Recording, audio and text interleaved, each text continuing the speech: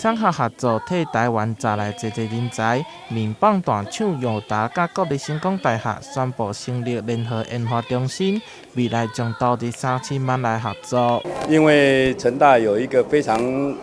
丰富而且强的医疗资源，再结合南部所有的这些医疗院所，所以呢，我们希望借助成大的这平台，那我们成立联合研发中心，能够在智慧医疗上面多所琢磨。那当然，我们也希望未来在整个智慧医疗能够在各个医疗院所里面去做场域的验证跟落地。这摆新台甲药大合作受到各界瞩目，侪贵宾拢到场见证。双方将重点放伫智慧医疗、前瞻显示、循环经济以及数位科技。联合研发中心的设立不同于我们经常性想的一般性的产学合作，其实是更希望在企业价值创新转型的关键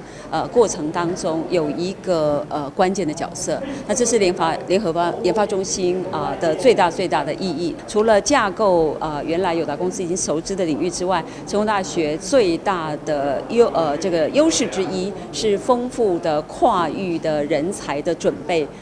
以及这个教育，那这些人才在整体性解决方案的理解，能够更快速的扣合到产业里面，已经对实际环境问题的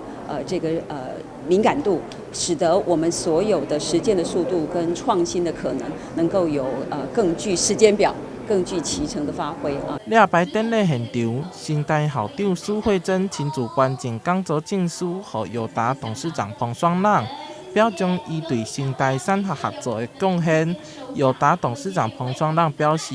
希望吸引南部更较侪优质的人才来加入，创造学校、企业、社会三赢的局面。台南新闻杨顺怀采访报道。